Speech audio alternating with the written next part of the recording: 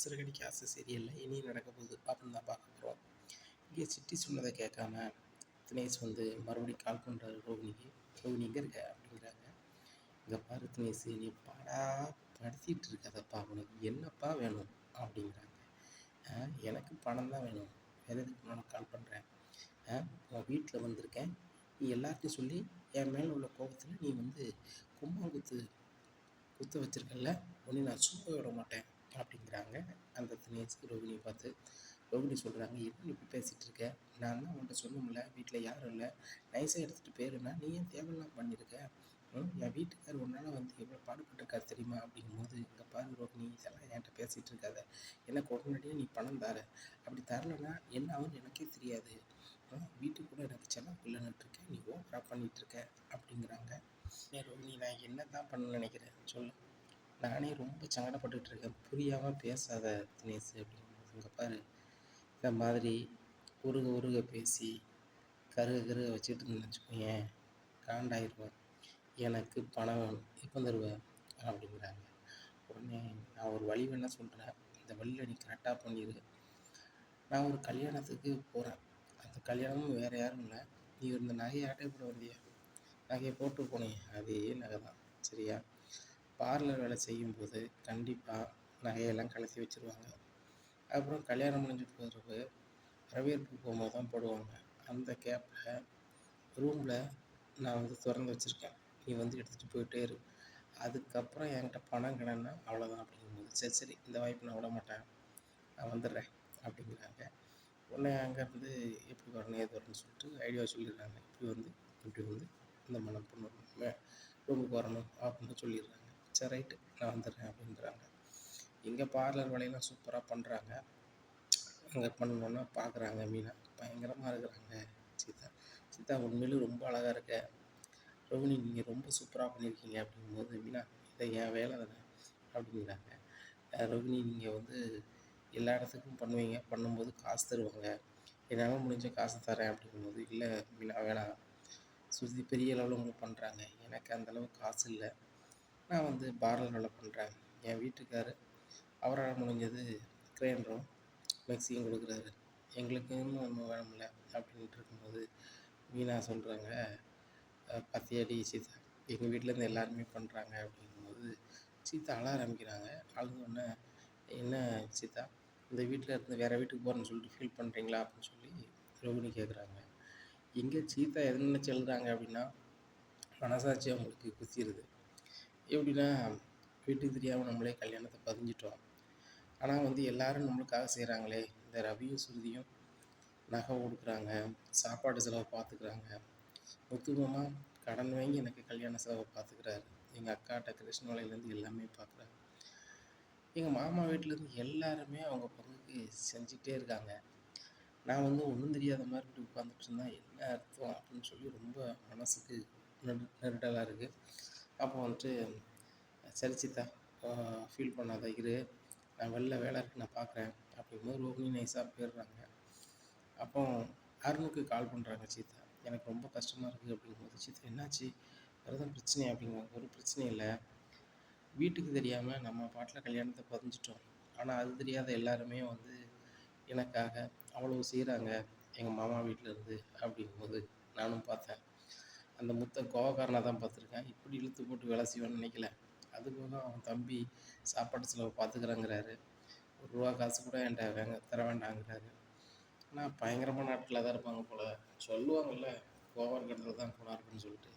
சீதா இப்போதைக்கு சொல்லாத, உங்கள் அக்கா சொன்னது சரிதான், இப்போ நம்ம சொன்னோம்னா கண்டிப்பாக எல்லோரும் கோவம் தான் வரும், அதனால் நம்ம கடைசியாக பார்த்துக்கலாம், கல்யாணத்தை பதினொன்று சொல்லி உங்கள் மாமா நிற்பார், ஏற்கனவே நாங்கள் கல்யாணத்தை பதிஞ்சிட்டோம் அம்மா நான் அப்படிங்கும்போது, அப்படியேம்மா நீங்களே பண்ணிட்டீங்களா அப்படின்ட்டு அவர் சாதாரணமாக எடுத்துப்பார், அது கல்யாணம் முடிஞ்சு போய் சொல்லுவோம், ஒன்றும் பிரச்சனை இல்லை அப்படிங்கிறாங்க.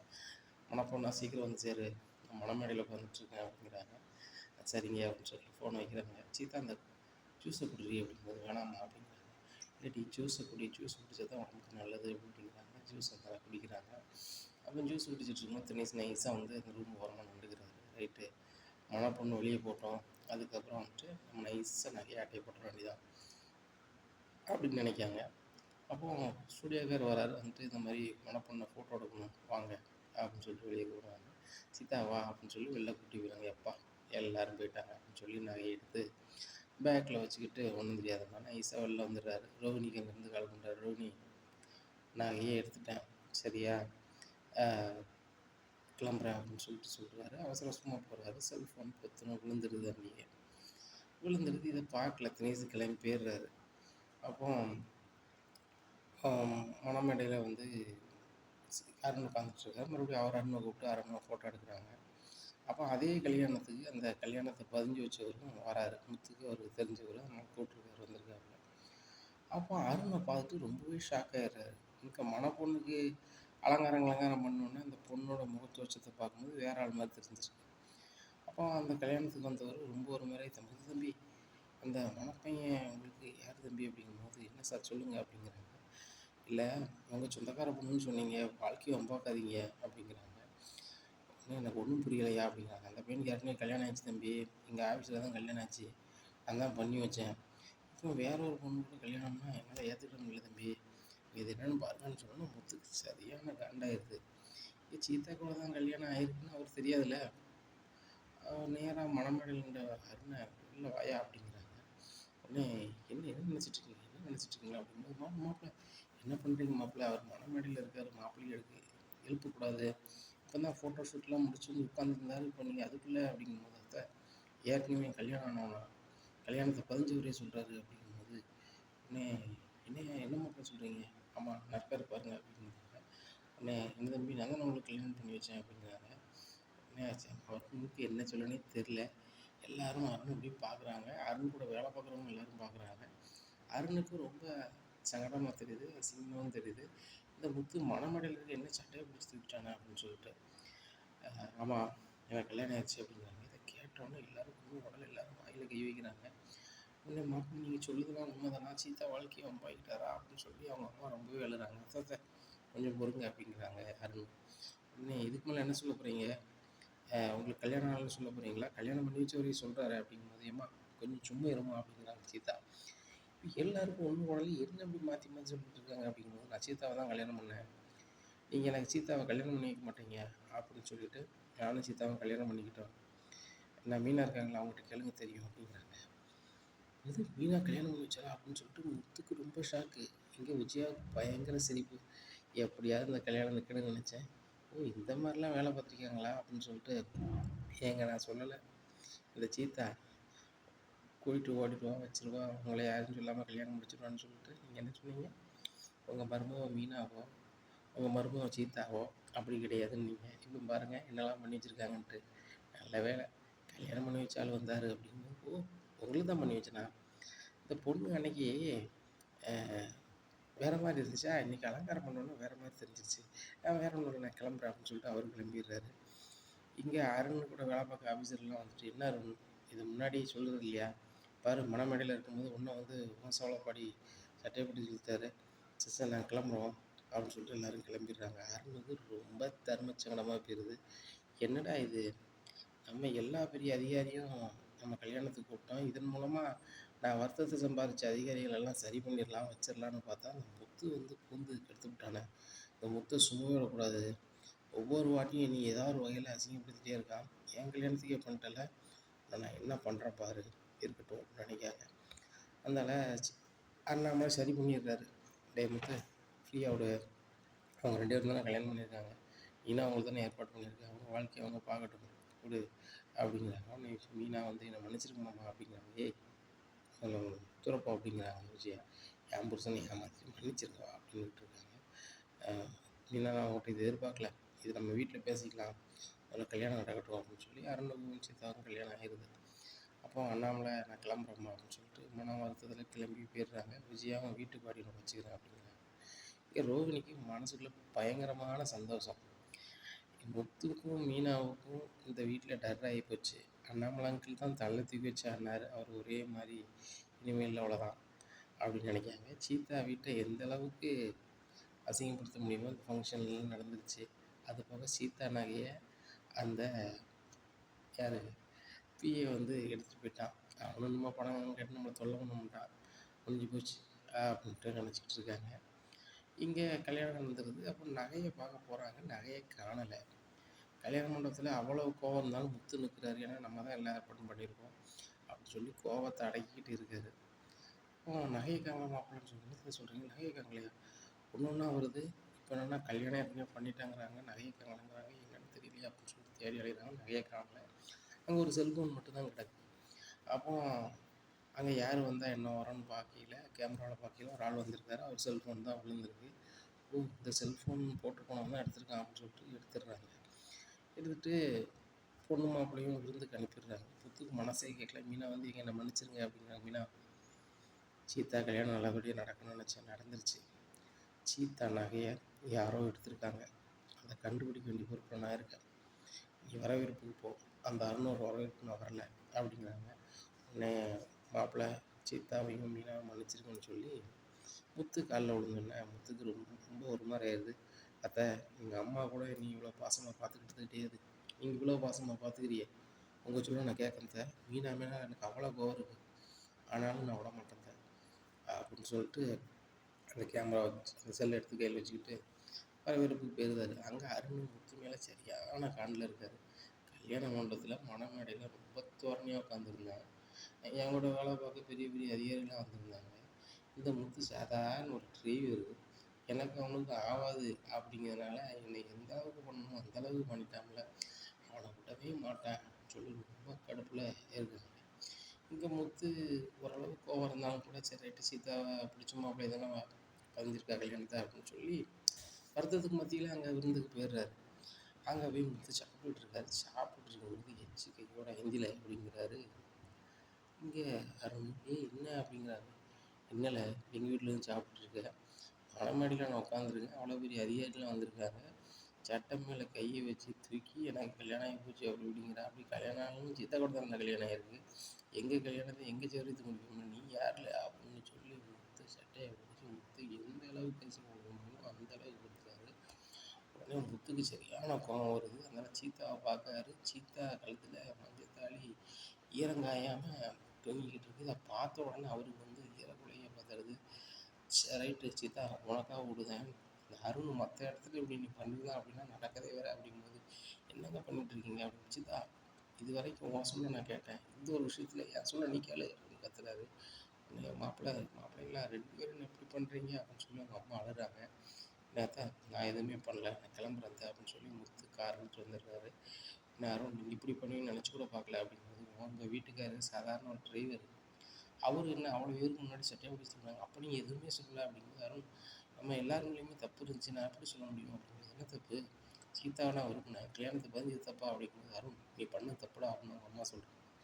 நான் பண்ணலாம் தப்பே இல்லைம்மா, நான் நம்ம வீட்டுக்கு வரும்போது தான் பண்ணேன். ஆனால் அந்த முத்து கல்யாணத்துக்கு வரும்போது இவ்வளோ பேர் இருந்தாங்க, அவ்வளோ பேர் முன்னாடி என் சட்டையை பிடிச்சி தூக்கிட்டாங்க, நான் சும்மா விட மாட்டேன், அவனுக்கு ஏதாவது வசமாக நான் போச்சு, அவனை நான் காரை ஓட்ட விட பண்ணுவேன் அப்படிங்கும்போது மீனாவுக்கு சரியான வந்துருக்கு.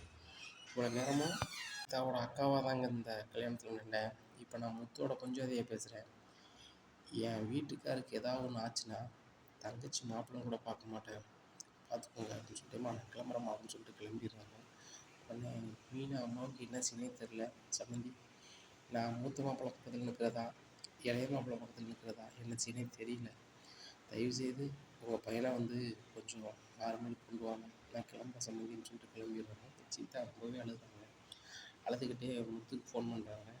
உடனே என்ன சீதா, ஓம் பங்கு நீ எதுவும் சொல்ல போறியாம்மா, அவன் வீட்டில் வந்து நான் சாப்பிட்ட தப்பு தான், சரியா பொண்டாட்டியோட தங்கச்சி வீட்டுன்னு சொல்லி ஒரு மீன் வந்துட்டேன், என்னை மன்னிச்சிருமா அப்படிங்கிறாங்க. அம்மா, நீங்கள் தான் என்னை மன்னிக்கணும், என் வீட்டுக்காரர் இவ்வளோ பண்ணுவார்னு எனக்கு தெரியவே தெரியாது, அவர் என்னை லவ் பண்ணும்போது வேற மாதிரி இருந்தார், தாலி என்ன மறு நிமிஷம் வேற மாதிரி இருக்கார், மன்னிச்சிருங்க மாமா அப்படிங்கும்போது, சரிம்மா, நான் எல்லாருமே உனக்காக தான் பொறுத்து போகிறேன், பார்த்துக்கிறேம்மா அப்படின்னு சொல்லிட்டு இருக்கிறாங்க. மீனா பின்னாடி வராங்க.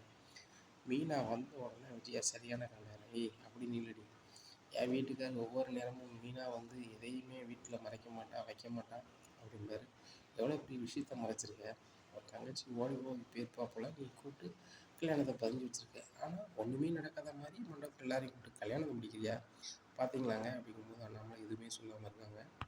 முத்தும் அமைதியாக இருக்காங்க. என்னடா அமைதியாக இருக்க, ஒவ்வொரு வாட்டி எதையாவது சொல்லிக்கிட்டே இருப்பேன், இப்போ எதுவுமே பேச மாட்டேங்க, உன் பொண்டாட்டி செஞ்சு எந்த தப்புமே கிடையாதோ அப்படிங்கிறாங்க விஜயா. என்ன அவ்வளோ ஒரு சவுண்டு விடுதாங்க, பாருங்க நீனா அவன் தங்கச்சி கல்யாணம் பண்ணி வச்சுட்டான், அதோட நிப்பாட்டிடுங்க அப்படின்னு சொல்லிட்டு எந்திரிச்சு போயிடுறாங்க. உடனே என்னங்க இப்படி சொல்லிட்டு எடு கிளம்பு அப்படிங்கிறாங்க. உடனே ரோகிணி ஆரம்பிக்காங்க, என்ன மீனா எப்போவுமே என் புருஷன்கிட்ட எதையுமே மறைக்க மாட்டேன். ரோகிணி நீங்கள் இவ்வளோ போய் சொல்லுவீங்களா, அவ்வளோ போய் சொல்லுவீங்களா, அப்படியா இப்படியா அப்படின்னு சொல்லுவீங்க, இப்போ இவ்வளோ போய் சொல்லியிருக்க தானே செய்வீங்க அப்படிங்கும்போது முத்து கடுப்பாய், இங்கே பாரு என் பொண்டாட்டி மறைச்சிட்டா அதானே நான் பார்த்துருவேன் வேலையை பாரு அப்படிங்கும்போது மனோஜுங்க பாருங்கள், அவங்க பொண்டாட்டி ஒரு தப்பு செஞ்சுட்டாங்க, ஆனால் அவங்க வீட்டுக்காரர் விட்டு கொடுக்காமல் பேசுகிறாரு. ஆனால் நீங்கள் உங்கள் அம்மா முன்னாடியாக இருக்கட்டும் யார் முன்னாடியாக இருக்கட்டும் என்னை விட்டுட்டு அப்படியே விட்டுறீங்க. ஆனால் முத்து அப்படி இல்லை, தெரிஞ்சுக்கிடுங்க அப்படின்னு சொல்லிட்டு போகிறாங்க. இதை ஸ்ருதி சொல்கிறாங்க, மீனா நீங்கள் பண்ணது சரிதான், என்ன ஒன்று என்கிட்டயாவது நீங்கள் சொல்லியிருக்கலாம் அப்படின்ட்டு போகிறாங்க. உடனே ரவி வந்து அவர் பங்குக்கு அண்ணி என்னன்னு இப்படி பண்ணிட்டீங்க அப்படின்ட்டு போகிறாங்க. இங்கே மீனாவுக்கு ஒன்றும் விடலை, எங்க எல்லாரும் அவங்க பங்குக்கு பேசிட்டாங்க, நீங்கள் என்னங்க சொல்ல போகிறீங்க அப்படிங்கும்போது, மீனா நான் ஒரு சாதாரண டிரைவர், என்ன நான் வீம்பே வாழ்க்கையாக வாழ்ந்துட்டேன், அதனால் நீ பண்ணி வச்சிட்டேன், சரி நான் வந்து உனக்கு சரியான ஆள் கிடையாது அதானே அப்படிங்கும்போது, என்னங்க எப்படி பேசுகிறீங்க அப்படின்னு சொல்லிட்டு அழ ஆரம்பிச்சிடுறாங்க. இல்லை நீ என்கிட்ட சொல்லியிருக்கலாம், சரி கல்யாணத்துக்கு முன்னாடியாக சொல்லியிருக்கலாம்ல, கல்யாணம் ஏற்பாடு பண்ணியிருக்கும் போது தான் சொல்லலாம்ல, எனக்கு இன்னொரு ஆள் சொல்லி அதை நான் தப்பாக எடுத்துக்கிட்டு அந்த அருண் மேலே வந்து மனமேடையில் சட்டை மேலே கை வைக்கன்னு சொல்லி என்னெல்லாம் பேசுகிறேன் பார்த்தல, சீதாவுக்காக மட்டும்தான் பொறுத்துக்கிட்டேன், இல்லைன்னா விட்டுருக்கவே மாட்டேன், எனக்கு நல்லாவே தெரியுங்க, சீதாவுக்கு இன்னொரு அண்ணனாக இருந்து அவ்வளோ பண்ணீங்க, உங்களுக்கு மரியாதை இல்லாத இடத்துல நான் இருக்கக்கூடாதுன்னு வந்துட்டேங்க அப்படிங்கும்போது, இவ்வளோ பேசுகிற மீனா நீ சொல்லியிருக்கலான்ட்டு அப்படின்னு சொல்லி ரொம்ப வளர்றாரு, நீங்கள் சாரிங்க அப்படிங்கும்போது, சரி ரைட்டு விடு பார்த்துக்கலாம், சீதா நகையே காணாமல் போயிருக்குது, அதை அருண் எதுவும் சொன்னாரா அப்படிங்கும்போது, தெரிலங்க நான் சீதாவுக்கு ஃபோன் பண்ணி கேட்குறேன்னு சொல்லி சீதாவுக்கு ஃபோன் பண்ணுறாங்க. சீதாவை நகை காணாமல் போச்சு அதை எதுவும் சொல்கிறாரா அப்படிங்கும்போது, நகையை பற்றி அவர் எதிர்பார்க்கவே இல்லை, சீதா நீ வேணும்னு தான் கல்யாணம் முடித்தேன், ஆனால் அவங்க மாமா வந்து என்ன அவ்வளோ முன்னாடி சட்டையை கை வச்சிட்டான்னு சொல்லிக்கிட்டே இருக்காரு அப்படிங்கும்போது, அவர் ஏதோ கோவத்தில் பண்ணிட்டாரு, அருண்கிட்ட வந்து மன்னிப்பு கேட்பாரு அப்படிங்கும்போது, மீனா நான் எதுக்கு மன்னிப்பு கேட்கணும் அப்படிங்கிறாங்க. சரி சின்ன பரவ பேசுகிறேன்னு சொல்லிட்டு போன வச்சுருக்காங்க. எங்கள் அவ்வளோ பேருக்கு முன்னாடி ஒரு வேலை பார்க்குறாரு, அவங்களுக்கு மேலே அதிகாரிலாம் வந்திருக்காங்க, அவ்வளோ பேர் மத்தியில் சட்டை மேலே கை வச்சது தப்பு தானே அப்படிங்கும்போது முத்து ரொம்ப யோசிக்காருங்க, அது தப்பு தான், சரி ரைட்டு நான் அவர்கிட்ட மன்னிப்பு கேட்டுருங்க அப்படின்னு சொல்லிட்டு அருண் கால் பண்ணுறாரு. அருண் செம கோவத்தில் இருக்கார், என்ன சொல்லுங்கள் அப்படிங்கிறாங்க. அருண் நான் பண்ணது தப்பு தான், அவ்வளோ பேரும் கூட வேலை பார்க்குறவங்க வந்திருக்காங்க, நான் என்ன ஏதுன்னு யோசிக்காமல் சீதா வாழ்க்கையை வம்பாக்குறானே அப்படிங்கிற கோவத்தில் இது பண்ணிட்டேன், நீங்கள் வந்து சீதாவை தானே கல்யாணம் பண்ணியிருக்கீங்க, இது ஒரு தப்புன்னு சொல்ல முடியாதுல்ல அப்படிங்கும்போது, சரி சரி நான் பண்ணதும் தப்பு தான், எங்கள் வீட்டுக்கு வரும்போது நான் கோவத்தை அடக்கியிருக்கணும், நீங்கள் சாப்பிடும்போது எச்சரிக்கையோடு உங்களை வந்து எழுப்பி உங்கள்கிட்ட நான் பிரச்சனை பண்ணது தப்பு தான், என்ன மன்னிச்சிருங்க அப்படின்னு. சரி ஒன்றும் பிரச்சனை இல்லை, நாளை கழித்து எங்கள் வீட்டில் விருந்து நீங்கள் வந்துடுங்க அப்படிங்கும்போது, இல்லை உங்கள் அம்மாவுக்கு வந்து உங்களை பிடிக்காதான், அப்படி இருக்கும்போது நாங்கள் வந்தால் சரியாக வராதில்ல அப்படிங்கும்போது, அதுவும் சரி தான் எங்கள் அத்தை வீட்டில் விருந்து வந்துடுங்க அப்படின்னு சொல்லிட்டு மீனா கிளம்பலாம் அப்படின்னு சொல்லிட்டு மீனாவை கூப்பிட்டு போய் சீதா வீட்டுக்கு போகிறாங்க. எங்கள் சீதா அம்மாவுக்கு என்ன சின்னே தெரில, மாப்பிள்ளை சண்டை என்ன படம் வந்துருக்கான்னு தெரியல அப்படின்னு பார்த்தேன். நாளை கழிச்சு சீதாவும் சீதா மாப்பிள்ளையும் வராங்க, உங்களுக்கு செமையாக விருந்து கொடுக்குங்க அப்படிங்கிறாங்க. என்ன மாப்பிள்ளை உங்களுக்கு எந்த கோவமே இல்லையா அப்படிங்கிறாங்க. அத்தை கோவம் இருந்துச்சு, சீதாவுக்காக எல்லாம் மறந்துட்டேன் அப்படின்னு அருண்டையும் பேசிட்டேன், அருண் என்ன பண்ணி கேட்டார், ஒன்றும் பிரச்சனை இல்லை, நாளை கழிச்சு நம்ம வீட்டில் விருந்து அப்படிங்கிறாங்க. மாப்பிள்ளை உங்கள் பொண்ணை யாருக்கும் வராது அப்படிங்கிறாங்க. அத்தை விடுங்க அத்தை, அடுத்து அவளை சத்யாவுக்கு ஒரு வேலை ரெடி பண்ணணும், கல்யாணத்துக்கு ரெடி பண்ணணும், எல்லாம் இருக்குது விடுங்க அப்படின்னு சொல்லிட்டு, அம்மா உங்களை மாதிரி யாருமே இருக்க மாட்டாங்க அப்படிங்கும்போது, ஏய் உங்கள் அக்கா எனக்கு விவரம் இல்லைன்னு சொல்லி கல்யாணத்தை பதிஞ்சிருக்கேன், சரிதான் எனக்கு விவரம் இல்லை, பதிஞ்சிட்டா அப்படி என் நான் செய்ய வேண்டியதை முன்னாடி செஞ்சுருக்கேன் அவ்வளோதானே, பார்த்துக்கலாம் அப்படிங்கிறாங்க. அம்மா இவ்வளோத்துக்குள்ளே நீங்கள் மாறுவீங்க, கோவத்தை இறங்குவீங்கன்னு நினச்சி கூட பார்க்கல, விட்றா அப்படின்ட்டு இருக்காங்க. நாளை கழிச்சு விருந்து வைக்காங்க, சாமுன்னு அருண் விருந்து வச்சு விடுதாங்க. இப்போ உங்கள் அம்மா அருணம்மா சொல்கிறாங்க, முத்து தம்பி நீங்களும் பெரிய கோவக்காரன் தான், என் பையனும் கோவக்காரன் தான், 2 பேரும் வந்து ஒரே மாதிரி தான் இருக்கீங்க, எனக்கு 2 பேருமே பையன் மாதிரி தான், 2 பேருமே கோவக்காரங்களாக இருக்கீங்க, இனிமேல் இப்படி இருக்காதீங்க அப்படிங்கும்போது, சரிம்மா நான் என்ன மாற்றிக்கிறேன் அப்படிங்கிறாங்க. அருண் சொல்கிறாங்க, முத்து சாரி விடுங்க அதை கொஞ்சம் சாரி சாரின்ட்டே இருந்தால் அப்படி இருக்குது அப்படின்னு சொல்லிட்டு இது பண்ணுறாங்க. இவங்களை வரவேற்று காரில் ஏற்றி விடுதாங்க. ரோஹிணி பார்த்துடுறாங்க, இவங்களுக்குள்ளே வந்து பெருசாக சண்டை வரும், இதில் நம்ம குளிர் கையிலான்னு பார்த்தா இப்படி இருக்குது அப்படின்னு சொல்லிட்டு நினைக்காங்க. அப்போ அருண் வீட்டுக்கு போயிடுறாரு, வீட்டுக்கு போயிட்டு வீட்டுக்கு வந்துட்டோம் அப்படின்றாங்க. 2 நாள் கழிச்சு அருணை ஸ்டேஷனில் பார்க்க போகிறாங்க முத்து. இவருக்கு வேறு எதுவும் பிரச்சனையான்னு தெரியலையே, நம்ம இங்கே வேலை பார்க்குறோம், முத்து எதுவும் நம்ம வேலை அசிங்கப்படுத்திடக்கூடாது அப்படின்னு சொல்லிட்டு என்ன முத்துக்கு வந்திருக்கீங்க, உங்களுக்கு வேறு எதுவும் பிரச்சனையா, பழைய மாதிரியே தான் இருப்பீங்களா, மாற மாட்டீங்களா அப்படிங்கும்போது, எனக்கு எதுவும் பிரச்சனை இல்லைப்பா, சீதா நகையை மண்டபத்தில் வந்து யாரும் ஆட்டையை போட்டிருக்காங்க. கதவு திறந்துருக்கு வச்சுருக்க அந்த பாதெல்லாம் எப்படி தெரியும்னு தெரியல. அதுபோக ஏற்கனவே அந்த மண்டபத்தில் ஆட்டையை போடுவாங்களான்னு தெரியல. பாதி முகம் தெரியுது, பாதி தெரிய மாட்டேங்குது. செல்ஃபோன் போகும்போது விட்டுட்டு போயிட்டாப்புல.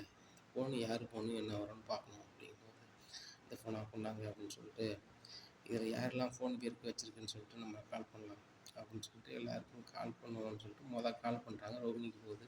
தினேஷ்லாம் கால் பண்ணுறான் அப்படின்னு சொல்லிட்டு, ஹலோ தினேஷ், நான் தான் வந்து உனக்கு சொல்லிட்டோம்ல, மண்டபத்தில் நகையை எடுத்தோட உன் வேலை முடிஞ்சு போச்சு, இனிமேல் என்கிட்ட பணம் எதுவும் கேட்காத வைக்காதன்னு சொல்லிட்டு, எதுக்கு நான் கால் பண்ணுறேன் அப்படிங்கும்போது அப்படின்னு சொல்லிட்டு ஃபோனை வச்சிடுறாங்க. அடுத்து இந்த நம்பரில் வந்து தான் ஃபோன்பே இருக்குது, சொல்லி தான் அந்த மண்டபத்தில் வந்து அவன் ஏட்டு போயிருக்கான் அப்படிங்கும்போது, அப்படியா அப்படின்னு சொல்லிட்டு இந்த நம்பர் உங்களுக்கு தெரியுமான்னு பாருங்களேன் அப்படின்னு சொல்லிட்டு ஒரு நம்பர் எழுதி கொடுத்தாங்க. இதை பார்த்தோம்னா இந்த நம்பர் யார்கிட்டயோ பார்த்த மாதிரி இருக்கு அப்படின்னு சொல்லிட்டு மீனா கால் பண்ணுறோம். மீனா, இந்த நம்பர் யார் நம்பர் அப்படிங்கிறாங்க. ஏங்க இது ரோஹிணி நம்பருங்க அப்படின்னோடனே, ஆஹா ரோஹிணி தான் ஃபோன் பண்ணி சொல்லிப்பா போலையே அப்படின்னு சொல்லிட்டு, இது வந்து எங்கள் வீட்டில் ரோஹிணி நம்பர் தான் அப்படிங்கிறாங்க. ரோஹிணி நம்பரா அப்படிங்கிறாங்க. ஆமாம் ரோஹிணி நம்பர் தான், ஸ்டேஷனில் கூப்பிட்டு விசாரிச்சாங்க இருக்காது, நான் வந்து வீட்டிலே இது பண்ணிக்கிறேன் அப்படிங்கிறாங்க. சரி முத்து பாருங்கள் அப்படிங்கிறாங்க. நேராக வீட்டுக்கு போகிறாங்கப்பா, எல்லாரையும் கூப்பிடுங்கப்பா அப்படிங்கிறாங்க. என்னடா முத்து அப்படிங்கிறாங்க. இல்லைப்பா எல்லாரையும் கூப்பிடுங்க, இந்த வீட்டில் என்ன நடக்குன்னு தெரியணும் அப்படிங்கிறாங்க. எல்லோரும் நம்மளை கூப்பிட்றாங்க. இல்லைப்பா சீதா நகையை ஒருத்தன் ஆட்டையை போட்டு போனான்னு சொன்னோம்லப்பா அப்படிங்கிறாங்க. ஆமாடா கண்டுபிடிச்சாச்சா அப்படிங்கிறாங்க. கிட்டத்தட்ட கண்டுபிடிச்சாச்சுப்பா.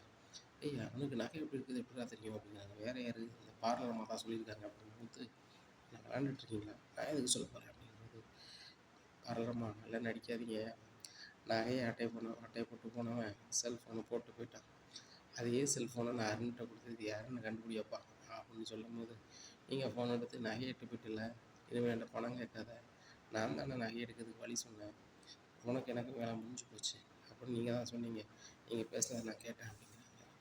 ரோஹிணிக்கு என்ன செய்யணும்னு தெரில, திருதுன்னு இல்லை அப்படி இல்லை அப்படி இல்லைங்காங்கப்பா, நான் கால் பண்ணுறேன் பாருங்கன்னு சொல்லிட்டு அங்கேருந்து கால் பண்ணுறேங்க. இங்கே ரோஹிணி செல்லில் பிஏ தினேஷ்னு பாருங்கப்பா, தினேஷ்னு சொல்லிட்டு ஒருத்தன் தான் வந்து எடுத்துகிட்டு போயிருக்கான். இந்த தினேஷ் யார், என்ன வரணும் ரோஹிணி சொல்லணும், இல்லைன்னா அவ்வளோதான் அப்படிங்கிறாங்க. பட் அண்ணாமலைக்கு சரியான கோவம். ஏம்மா ரோஹிணி, இந்த வீட்டில் எல்லோரும் ஏமாற்றிட்டு தான் இருக்குன்னு பார்த்தா இப்படிலாம் பண்ணிகிட்ருக்கியா அப்படிங்கும்போது, ஏய் நீ யாருடி, இந்த மாதிரி திருட்டு வேலை தான் பார்க்குறியா, அப்படி திருட்டு பண்ண நகையை தானே என்கிட்ட கொண்டு கொடுத்த அப்படின்னு சொல்லி விஜயா சொல்கிறாங்க. இல்லை தான் அது நான் வாங்கினேன், ஏய் இதே மாதிரி தான் பண்ணியிருக்கேன், ஒழுங்கு மரியாதை நகை வந்தாகணும் அவ்வளோதான் அப்படிங்கிறாங்க. அத்தை அப்படிங்கிறாங்க, பாரு ஒழுங்கு மரியாதை நகை வந்தாகணும் அப்படிங்கும்போது எப்படி தான் நான் கால் பண்ண முடியும், ஃபோன் தான் இங்கே இருக்குது அப்படிங்கும்போதுப்பா இது வேலைக்கு ஆகாது, சீதாவுக்கு இந்த சுருதியும் நானும் சங்கடப்பட்டு நகையை ரெடி பண்ணியிருக்கேன்பா, இந்த ரோஹிணி அசால்ட்டாக பண்ணுது, வேறு எதுவும் பண்ணி வச்சுருக்கான்னு கேளுங்க அப்படின்னு மனோஜ் சரியான கோவம் வந்துடுது. ரோஹிணி நீ என்ன நினச்சிட்ருக்க, முத்து வந்து தேவையில்லாமல் பேசலாம்னு பார்த்தா அவன் சொல்லுறது எல்லாமே சரியாக இருக்குது, நகை இப்போ வந்தாகணும் அப்படிங்கும்போது நான் என்ன செய்ய முடியும், தினேஷ்கிட்ட தான் வந்து நகை இருக்குது அப்படிங்கும்போது, தினேஷ் எங்கே இருக்கான் அப்படின்னு எனக்கு தெரியாது, இந்த செல்ஃபோனில் தான் கால் பண்ணுவேன் அப்படிங்கும்போது, நீ எதுக்கு தினேஷை வர சொன்னேன் அப்படிங்கும்போது ரோஹிணிக்கு என்ன சொன்னனே தெரியல. இல்லை நான் வந்து தினேஷ்கிட்ட வந்து பணம் வாங்கியிருந்தேன், கொடுக்க முடியல, அதனால தான் வந்து நகருக்கு எடுத்துக்கோன்னு சொன்னேன் அப்படிங்கும்போது மீனா கேட்குறாங்க. நீங்கள் கொடுக்க வேண்டிய பணத்துக்கு எப்படி நீங்கள் வந்து சீதாவோட கல்யாண நகை எடுக்க சொன்னீங்க அப்படிங்கும்போது சுருதி கேட்குறாங்க. ரோஹிணி நீங்கள் ரொம்ப சீப்பாக இருக்கிறீங்க, எப்படிலாமா பண்ணுவீங்க, சீதாவுக்கு கல்யாண நகையை நீங்கள் ஆட்டை போடுறதுக்கு ஆள் அனுப்புகிறீங்க, இப்போ கேட்டால் அந்த தினேஷ் கொடுக்கணுங்கிறீங்க, இதெல்லாம் நம்ப முடியல முத்து, நீங்கள் வந்து சொல்கிறது தப்பாக நினச்சிக்காதீங்க, ஸ்டேஷனில் கொடுத்து விசாரிச்சு சொல்லுங்கள், அதான் சரியாக இருக்கும் அப்படிங்கும்போது அண்ணாமலையும் சொல்கிறாங்க, ஆமாடா முத்து இதுக்கு மேலே சரியாக வராது அப்படிங்கிறாங்க. தயவுசெய்து ஸ்டேஷனுக்கு போயிடாதுங்க, ரொம்ப சகனமாக போயிடும் அப்படிங்கன்னா, இப்போ பாருமா பணம் வந்தாகணும் அப்படிங்கிறாங்க. உடனே மாமா சரி மாமா நான் கிளம்புறேன் சொல்லிட்டு அவசர அவசரமாக கிளம்பி சிட்டிகிட்ட போகிறாங்க. சிட்டி, தினேஷ் வந்து கல்யாண மண்டபத்தில் வந்து நகை எடுத்து போனான், இது தினேஷ் வந்து கல்யாண மண்டபத்தில் நகை எடுத்து போனான், இதே என்கிட்ட சொல்லலை அப்படிங்கும்போது, இல்லை எனக்கு ஒரி பண்ணிட்டே இருந்தேன் வழி தெரியல அதனால் சொன்னேன் அப்படிங்கும்போது சிட்டி நினைக்காரு, இந்த தினேஷை கொஞ்ச நாள் சும்மருன்னு சொன்னேன், ஆனால் வந்து ரோஹிணிக்கு கால் பண்ணி நகையிட்டு போயிருக்கானா, அவளுக்கு வரலையே பங்கு அப்படின்னு சொல்லி நினச்சிட்டு இருக்கோம். அது இல்லை இப்போ மேட்ரு, போகும்போது செல்ஃபோனை விட்டு போயிட்டான், அந்த செல்ஃபோன் முத்துக்கிட்ட இருக்குது, அவன் ஸ்டேஷனில் கொடுத்து அவனை தினேஷ் எங்கே இருக்கான்னு சொல்லி தூக்குனான்னா நான் உள்ளே போண்டியிருக்கோம், எங்கள் வீட்டில் பயங்கர காண்டாக இருக்கிறாங்க, வீட்டில் போனால் தான் அடுத்தாப்புல என்ன நடக்குன்னு தெரியும், ஆனால் தினேஷ் எவ்வளோ கண்டுபிடிச்சா தான் நகையை முடியும், நகை வாங்கினா மட்டும்தான் என் வாழ்க்கை சரியாகும் அப்படின்னா, தினேஷ் இப்போ எங்கே போய் தூக்குறது அப்படின்னு சொல்லிட்டு சரி நான் பார்த்துக்கிறேன் அப்படின்னு சொல்லிட்டு நேராக தினேஷ் வீட்டுக்கு போகிறாங்க. தினேஷ் ஒரு பொண்டாட்டிக்கு அந்த நகையை போட்டு அழகு பார்த்துட்ருக்காரு. ஏய் தினேஷ், என்கிட்ட கேட்காம ரோஹிணி சொன்னாமல் நகையிட்டு வந்திருக்க அப்படிங்கும்போது, இல்லை சிட்டி, எனக்கு இவ்வளோ ஆயிருக்கு, நீ செலவுக்கே தரல, நான் என்ன பண்ண முடியும்? அதான் ரோஹிணி கறக்கிறது வரைக்கும் லாபம்ட்டு போனேன், கறந்தேன், உங்களுக்கு வர வேண்டியது வர வச்சிடுறேன் அப்படிங்கும்போது, அப்படியே சொல்கிறேன். சரி ரைட்டு அப்படின்னு சொல்லிட்டு நகை வந்து ஒரு 7 லட்ச ரூபாய்க்கு இருக்குது, ஆளுக்கு 3,50,000 எடுத்துக்கலாமா அப்படின்னு சொல்லி ஒரு இடத்துல வச்சுட்டு ஆளுக்கு 3,500 பிரிச்சுக்கிறாங்க. இங்கே ரோஹிணிகிட்ட வந்து சொல்கிறாங்க, ரோஹிணி அவன் இருக்கிற வீடு போனான், அவன் வீடை காலி பண்ணி போயிட்டானா, ஒன்றும் பண்ண முடியாது, பார்த்துக்கலாம் அப்படிங்கிறாங்க. இங்கே ரோஹிணிக்கு என்ன செய்யணும் தெரியல, என்ன சிட்டி இப்படி சொல்கிறீங்க, எப்படியாவது எனக்கு ஒரு 7 லட்ச ரூபா தாங்க, அதுக்குள்ளே நகையை நான் வாங்கி கொண்டு 10 பவுன் கொடுத்துருவேன், இல்லைன்னா என் கதை ரொம்ப சங்கடப்பட்டு போகும் அப்படிங்கும்போது, பாரு ரோஹிணி எனக்கு வேறு வழியே தெரில அப்படிங்கிறாங்க. உடனே அப்படியா அப்படின்னு சொல்லிட்டு நேராக வித்யா வீட்டுக்கு போகிறாங்க. வித்யா வீட்டில் யாரும் இல்லை. அப்போ தான் நினைக்கிறாங்க, இந்த பூட்டை எப்படியாவது உடைக்கணும், உடச்சி எப்படி வித்யா வந்து துட்டு வச்சுருப்பா, முருகனும் வந்து வித்யாவும் கல்யாணம் முடிக்க புதுசாக வீடு வரணும்னு சொல்லி பைசாவோட அலைகிறாங்க. வித்யா ரூமில் பணம் இருக்க வாய்ப்பு இருக்குது, முருகன் என்ன வீட்டில் தானே இருக்கார், இங்கே தான் வச்சுருப்பாரு அப்படின்னு சொல்லி ஒரு கணக்கு பண்ணி போட்டு உடச்சிட்டு போய் பீரோவை பார்க்காங்க. பீரோவில் பணம் இருக்குது, ரைட்டு பணம் இருக்குதுன்னு சொல்லி அந்த பணத்தை எடுத்துடுறாங்க. பணத்தை எடுத்துகிட்டு நேராக நகை கடைக்கு போய் நகையை வாங்குறாங்க. ஒரு 10 பவுன் நகையை வாங்கிட்டு வீட்டுக்கு போகிறாங்க. மீனா ரொம்ப ஓவராக பேசாதீங்க, பிடிங்க உங்கள் நகை அப்படிங்கும்போது, இது இந்த நகை இல்லையே அப்படிங்கிறாங்க. அந்த நகையை அவன் ஏதோ செலவு பண்ணுறானா, வேறு நகை வாங்கி தந்தான் அப்படிங்கிறது. ஏப்பா இந்த தில்லாலங்கடி வேலை இது எங்கோ பண்ண மாதிரி இருக்குது, இது சரியாக படாப்பா அப்படின்னு விஜயா சொல்கிறாங்க. ஏய் உண்மையில அந்த நகையை போயிடுச்சு சொல்லு அப்படின்னு பார்த்தா, அந்த நகையை அவன் வந்து செலவு பண்ணிட்டானா, இது வேறு நகை வாங்கி தந்தான் அப்படிங்கும்போது, ஆமாடி முதல்ல ஃப்ராடு பண்ணி இந்த வீட்டுக்குள்ள வந்தேன், அதுக்கப்புறம் தான் திருட்டு நகையை என்ன கொண்டு கொடுத்தேன், நான் ஊர் உலகத்துக்கு முன்னாடி அசிங்கப்பட்டேன், இப்போ என்னன்னா சொந்தக்காரங்க கல்யாண வீட்டில் நகையை ஆட்டையை கூட ஆள் அனுப்புகிறேன், நீ மாட்டிக்கிட்ட பிறகு அவன்கிட்ட போய் நகையை வாங்கிட்டு வராங்க, இந்த மாதிரி என்னமெல்லாம் பண்ணி வச்சுக்க தெரியாது, நீ முதல்ல வீட்டை விட்டு கிளம்பு அப்படிங்கும்போது, அண்ணாமலை எந்த பதிலும் சொல்லாமல் இருக்காங்க. அங்கிள் நீ வீட்டை விட்டு வெளில போன்னு சொல்கிறாங்க அப்படின்னு மூலியமா, நானே எதாவது சொல்லணும்னு நினச்சேன், நீ யாருன்னு எனக்கு முழுமையாக தெரியல, உன்னைய பற்றி முழுமையாக தெரியுதுக்குள்ளே நான் எதுவும் சொல்ல முடியாதும்மா, ஆனால் ரோஹிணி இந்த வீட்டுக்கு இருக்கணுமா வேண்டாமா நீனே முடிவு பண்ணிக்க அப்படிங்கிறாங்க. உடனே மனோ சொல்கிறாங்க, எங்கள் அம்மா சொல்கிறதா ரோஹிணி நீ வீட்டை விட்டு கிளம்பு, எனக்குமே உன் நடவடிக்கை சுத்தமாக பிடிக்கல, போயும் இந்த சீதா வீட்டில் போய் நான் எடுத்துருக்கேன், அவங்கெல்லாம் ஒரு ஆள் போய் மரியாதை பேசிட்டா அப்படிங்கிறாரு. உடனே ஒன்றா பேசல, ரோஹிணி கிளம்புனா கிளம்பு அப்படிங்கிறாங்க. என்ன மாதிரி நினச்சிட்ருக்கீங்க, உங்கள் கூட வாழணும்னு சொல்லிட்டு தான் வந்து நான் இவ்வளோ பண்ணியிருக்கேன், நீங்கள் என்ன எப்படி பண்ணிகிட்டு இருக்கீங்க அப்படின்ட்டு இருக்கும்போது, இங்கே ஒருத்தராக பேசிகிட்டு இருக்காங்க. அந்த நேரத்தில் வித்யா வந்து வீட்டுக்கு போகிறாங்க. கதவு உடைஞ்சு கிடக்கு, பணத்தை பார்த்தாங்க, பணம் இல்லை. ஐயோ பணத்தை காணல, யார்கிட்ட போகணும்னு தெரியல அப்படின்னு சொல்லிட்டு முடிக்கும்போது, போய் வீட்டில் கேமரா இருக்கலாம் அப்படின்னு சொல்லிட்டு அங்கே போகிறாங்க. ரோஹிணி தான் வீட்டு வாசலில் வந்து பூட்டை உடைக்கிறது எல்லாமே எனக்கு தெரியுது. ஓ பூட்டை உடைச்சி பணம் எடுக்கிற அளவுக்கு ஆயிடுச்சா, இன்னும் நான் ஃப்ரெண்டுன்னு பார்த்துட்டு இருந்தேன், சரியே வராதில்ல அப்படின்னு சொல்லி போய் ஸ்டேஷனில் போய் பேப்பர் எழுதி கொடுத்துருந்தாங்க. நேராக ஸ்டேஷனில் வந்து ரோஹிணி கூட வராங்க. ஏம்மா பாருங்கள், நீங்கள் தான் வந்து வித்யா வீட்டில் பணத்தை ஆட்டி போட்டீங்கன்னு சொல்லி அவங்க பெட்டிஷன் கொடுத்துருக்காங்க அப்படிங்கிறாங்க. இதை கேட்ட டோட்டல் ரொம்ப ஷாக்கு. இப்போ தான் வந்து சீதா நகையை ஆட்டையை போட்டு ஒரு ஆள் அனுப்பியிருக்காங்க, அவன் செல்ஃபோன் ஒரு ஆட்டியிருக்கு, அதுக்குள்ளே இந்த பிள்ளை வித்யா நகையை ஆட்டையை போட்டு வந்து இங்கே இப்போ வேறு நகை வாங்கி கொடுக்க அப்படின்னு சொன்னால் முத்து நடந்ததெல்லாம் சொல்கிறாங்க. ஓ இவ்வளோ வளர்ந்த பிள்ளை பண்ணிகிட்டு இருக்கா, ஸ்டேஷனுக்கு வா அப்படின்னு சொல்லி கூப்பிட்றாங்க. உடனே விஜயா சொல்கிறாங்க, அப்படியே கிளம்பிடு சார், இவ்வளோலாம் வெளியே விடாதீங்க, இவெல்லாம் வந்து இப்படிலாம் பண்ணிட்டா அப்படிலாம் பண்ணிட்டான், ஏமா நீங்கள் உங்களையும் ஏமாத்தா வந்து கல்யாணம் முடிச்சிருக்கா, நீங்கள் பேசாமல் அதில் ஒரு பேப்பர் எழுதி கொடுங்க வாங்க அப்படின்னு சொல்லி கூப்பிட்றாங்க. மனோஜ் போடா அப்படின்னு சொல்லி கூப்பிட்டு போய் அவங்க ஸ்டேஷன் எழுதி கொடுக்குறாங்க. அவங்க ஸ்டேஷனில் சொல்லுவாங்க, வெளியே வர அளவுக்கு நான் பார்த்துக்குறேன் அப்படின்னு சொல்லிட்டு விசாரிக்காங்க. விசாரிக்கும் போது தான் தெரியுது, தினேஷ் சிட்டி எல்லாம் சேர்ந்துட்டு தான் வந்து இதை பங்கு போட்டிருக்காங்கன்னு சொல்லிட்டு 3 பேர் உள்ளே இருக்காங்க. முத்து ரோஹிணி பதில் சொல்கிறாரு, வந்த இடத்துக்கு கிளம்பிட்டலாம், சரி போயிட்டு வாங்க, இந்த சிட்டி கூட சேரும்போது தெரியும் இப்படி தான் ஆகும்னு சொல்லிட்டு, எல்லோரும் சேர்ந்துட்டு தான் பண்ணுவீங்கன்னா அப்படின்னு சொல்லிட்டு, உங்கள் 2 பேருக்கும் நான் ஏற்கனவே பூசை கொடுத்துருக்கேன், மறுபடியும் என்கிட்ட கொடுத்துட்டு கொடுத்துட்ருக்கீங்களா, ஃபஸ்ட் அண்ட் லாஸ்ட்டாக வச்சுக்கோங்க, இன்னும் ஏதாவது ஒன்று பண்ணீங்க அப்படின்னு சொன்னால் வெளியே வராத அளவுக்கு பண்ணிடுவேன் அப்படிங்கிறாங்க. இங்கே தினேஷ் ஆகா ஏற்கனவே வாசம் பூசை வாங்கியிருக்கோம், இவங்ககிட்ட நம்ம எதுவும் வச்சுக்கூடாது சொல்லி வந்துட்டு இருக்காரு. இனி என்ன நடக்கும் அப்படிங்கிறத பொறுத்திருந்து பார்க்கலாம். நம்ம சேனலை நீங்கள் கொஞ்சம் மறக்காமல் லைக் அண்ட் சப்ஸ்கிரைப் பண்ணுங்கள். நன்றி.